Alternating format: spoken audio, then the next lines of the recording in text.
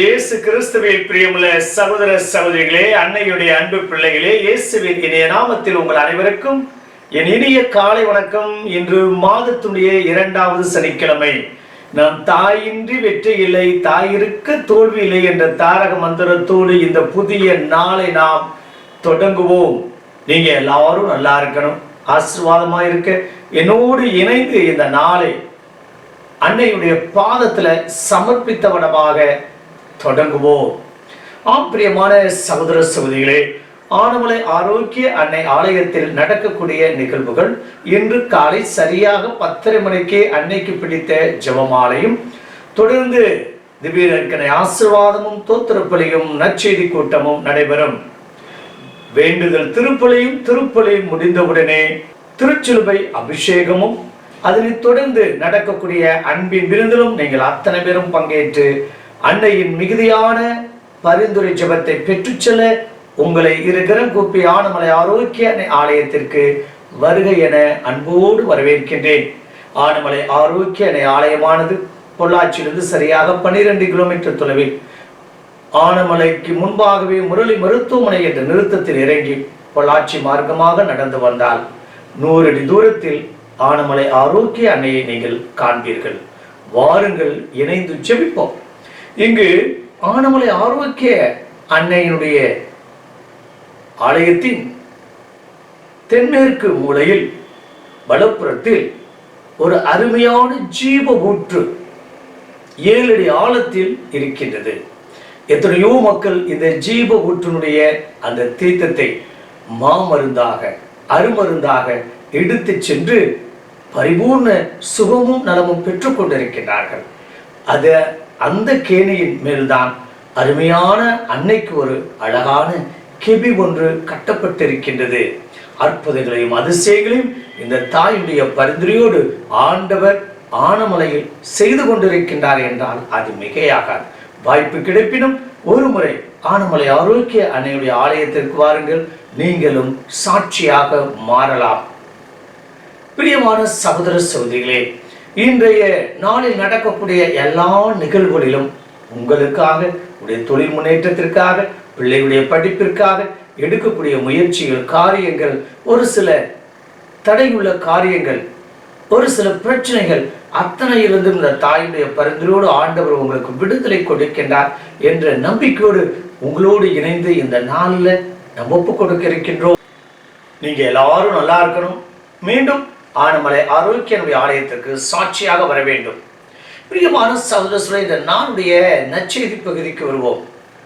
ஆணையிட்டு பேசாதே, ஆணையிடாதே என்று ஆண்டவர் கூறுகிறார். சத்தியம் அடிக்காதே, அதுவும் பொய் சத்தியம் அடிக்காதே. பிரியமான சகோதர சகோதரிகளே, ஏன் சத்தியம் சொல்கிறார்கள், ஏன் ஆணையிடுகிறார்கள்?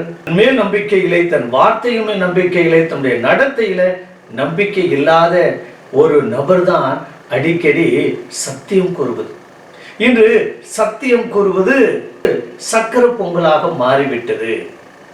நான் கடவுளை பிடிக்க, நற்கனை பிடிக்க, பைபிளை பிடிக்க, மாதாவை பிடிக்க, அல்லது ஏதாவது ஒரு பொருளை அல்லது பிள்ளைகளை பிடிக்க, கணவனை பிடிக்க, மனைவியை பிடிக்க, ஏதாவது ஒரு விதத்துல நாம் சத்தியம் கூறுகின்றோம். இந்த நாளில் ஆண்டவர் விரும்புகிறார், பொய்யானை இடாதே. விண்ணின் மேலும் மண்ணின் மேலும் பீடத்தின் மேலும் அல்லது ஏதாவது ஒரு நிலைப்பாட்டுல பொய்யானை இடாதே. நீ ஆணை இடுவது எதற்காக? உனக்குள் இருக்கக்கூடிய பயம், உனக்குள் இருக்கக்கூடிய தவறை, உனக்குள் இருக்கக்கூடிய குற்றத்தை, உனக்குள் இருக்கக்கூடிய பலவீனத்தை, உனக்குள் இருக்கக்கூடிய அந்த நம்பிக்கையற்ற தன்மையை வெளிக்காட்டாமல் அதை மறைப்பதற்காக ஒரு நபர் சத்தியம் சொல்கிறார். பிரியமான சகோதர சொல்லை, இப்படித்தான் ஒரு ஆசிரியை தன்னுடைய கணவனோடு என்னிடம் வந்தால், கணவனுக்கு குடிப்பழக்கம்.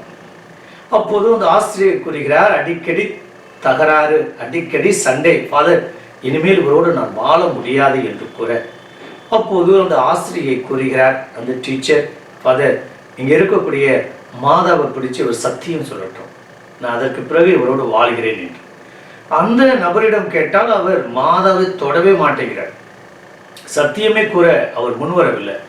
அதற்கு பிறகுதான் கேட்கின்ற போது அவரிடம் ஏன் மாதாவை பிடிச்சி ஒரு சத்தியம் சொல்ல வேண்டியதானே என்று கேட்டதற்கு அவர் கூறினார், எங்க அம்மா ஏற்கனவே சொல்லி விட்டாங்க. அவ சத்தியம் கேட்பா, மாதாவை பிடிக்க பைபிளை பிடிக்க எதுவும் சத்தியம் பண்ணிடாத தெய்வ குத்தமா மாறிடும். ஒருவேளை நீ மீண்டும் குடிக்க ஆரம்பிச்சிட்டனா அது ஒரு பெரிய ஆபத்து, விபத்துல போய் நிற்கும் என்று கூறினாராம். பிரியமான சகோதர சகோதரிகளே, இன்றைய நாளில் ஒரு சில நேரங்களில் இப்படியும் நடக்கக்கூடிய ஒரு சந்தர்ப்பத்தை, யதார்த்தத்தை நாம் பார்க்கின்றோம். ஒரு சில நபர்கள் அந்த நிலையில், அந்த பிரச்சனையிலிருந்து, அந்த சூழ்நிலையிலிருந்து எஸ்கேப் ஆகணும். ஆகையால் ஏதோ ஒரு விதத்துல நம்ப வைப்பதற்காக ஏதோ ஒரு விதத்துல சத்தியம் சொல்லிவிட்டு அப்படியே எஸ்கேப் ஆகணும். அல்லது வேற ஏதாவது தவறை மறைக்க, அல்லது சூழ்நிலைகளை மாற்ற, அல்லது அந்த மைண்ட் செட்டவே மாற்ற, அல்லது பிரெயின் வாஷ் பண்ண ஏதாவது ஒரு விதத்துல பொய் சத்தியம் சொல்லுவது. இன்று அன்றாட சூழ்நிலையில நம்ம நிறைய நபர்களை நாம் சந்தித்துக் கொண்டுதான் இருக்கிறோம். பிரியமான சகோதர சொல்லை, அன்று நீ சொன்னீரே, அன்று நான் என்ன சொன்னேன், நான் என்ன சொன்னேன் என்று கேட்கக்கூடிய நபர்கள் தான் இந்த நாளில் நிறைய பேர் இருக்கின்றார்கள். பிரியமான சகோதர சொல்லே, ஆண்டவர் கூறுகிறார், யார் மேலையும் நீ சத்தியம் கூறாதே. ஆம் என்றால் ஆம், இல்லை என்றால் இல்லை என்று கற்றுக்கொள். இப்படித்தான் நிறைய நேரங்களில் நாம் சமரசம் செய்து கொள்கிறோம். என்று சமரசமோ அல்லது பொய்யானையோ இடாதே, எனக்கு ஏற்ற பிள்ளையாய் ஆம் என்றால் ஆம், இல்லை என்றால் இல்லை. உண்மை எதுவோ அதை பேசிவிடு. உண்மை உனக்கு விடுதலை கொடுக்கும். ஒருபோதும் ஆணையிட்டு பேசாதே. ஆணையிட்டு பேசக்கூடிய பழக்கம் ஒருபோதும் இருக்கக்கூடாது. இன்றைக்கு நிறைய குடும்பத்துல பெற்றோர்கள் தம்முடைய பிள்ளைகளை நம்ப வைப்பதற்காக நம்பிக்கை கொள்ள வேண்டும், அவர்களை எப்படியாவது ஏதோ ஒரு விதத்துல கன்வின்ஸ் பண்ணணும் என்பதற்காக ஏதாவது ஒரு விதத்துல சத்தியம் கூறுவது. ஆனால் அதே நாளைக்கு பிள்ளைகளும் இதே போலதான் பேசுவார்கள் என்றால் அது மிகையாகாது. இணைந்து ஜெபிப்போமா? பரலோக தந்தையே இறைவா, இந்த அருமையான நாளில் ஆனமலை ஆரோக்கிய தாயே, இன்று மாதத்துடைய 2வது சனிக்கிழமை அம்மா, உன்னுடைய பரிந்துரை ஜெபம் எங்களுக்கு இன்னும் அபரிதமாக தேவை. இந்த புதிய கல்வியாண்டு நாங்கள் தொடங்கி இருக்கிறோம். நிறைய காரியங்கள் பயணிக்க வேண்டும். என்னுடைய பிள்ளைகளுக்காகவும் பேர பிள்ளைகளுக்காகவும் குடும்பத்தில் இருக்கக்கூடிய ஒவ்வொரு நபரையும் உடைய பாதத்தில் ஒப்ப கொடுக்கிறோம். வெளிநாட்டில் உள்நாட்டில் இருக்கக்கூடிய நபர்களை நாங்கள் நினைத்து பார்க்கிறோம். அவர்கள் எல்லாம் ஆசிர்வதிங்கம்மா, அவர்களுக்காக பரிந்து பேசுங்கம்மா. அவர்கள் எங்கிருப்பினும் யாராக இருப்பினும் இந்த நாளில் யாரெல்லாம் உண்மை பார்த்து ஜெபிக்கிறார்களோ, யாரெல்லாம் உண்மை பார்த்து இதோ மண்டிகிட்டு ஜெபிக்கிறார்களோ அத்தனை பேரையும் ஆஸ்வதிக்கும்படியாக நாங்கள் ஜெபிக்கிறோம். எங்கள் வாழ்க்கையில சமரசமே இல்லை. ஆம் என்றால் ஆம், இல்லை என்றால் இல்லை.